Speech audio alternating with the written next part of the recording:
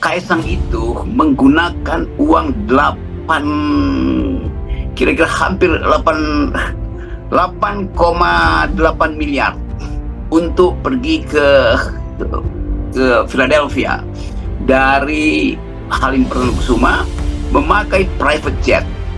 Jadi terlihat di situ bagaimana anak-anak muda ini mulai mengolok-olok bahwa ternyata di tengah-tengah keributan soal konstitusi, anak muda yang lain itu pergi ke lalu berfoto-foto di Rodeo Street itu yang isinya adalah barang-barang mewah di situ, dan mulai dianalisis bahwa ternyata dia Kaisang ini pergi memakai jet namanya Gulfstream itu, yang kalau harga sewanya itu dari Halim sampai ke Amerika itu 8,9 miliar.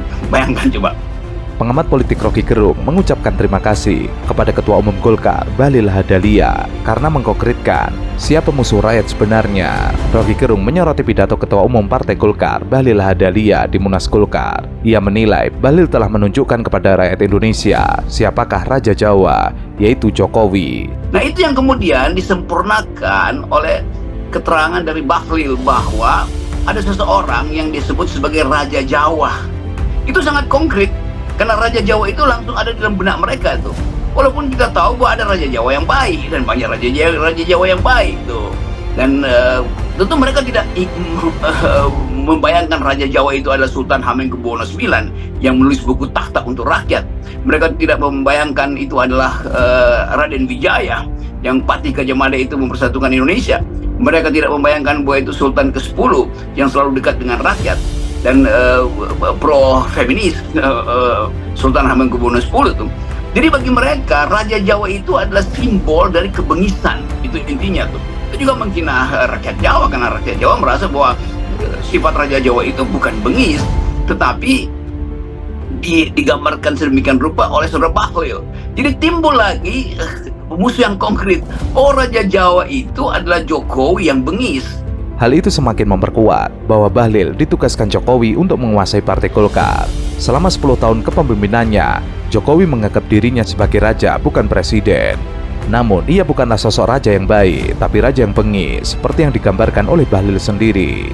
Lalu disambungkan lagi dengan, anak Raja Jawa itu mengeluarkan uang 8,5 miliar untuk pergi dari Halim Perdana Kusuma tiba ke Philadelphia dalam kondisi Indonesia lagi bertabrakan dalam isu-isu politik.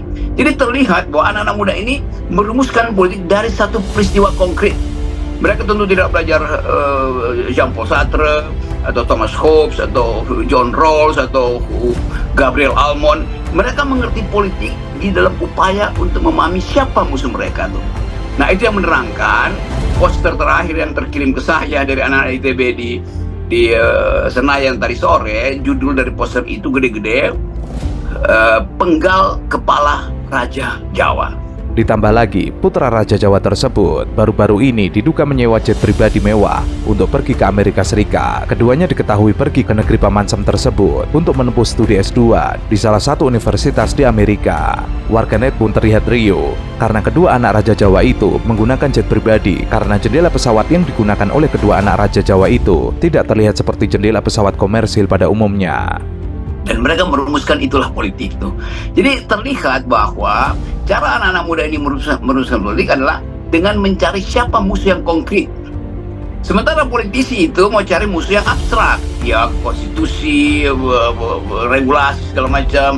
Ini adalah sebuah geng, konspirasi. Bagi anak muda ini musuhnya itu harus konkret. Kaisang itu musuh yang konkret.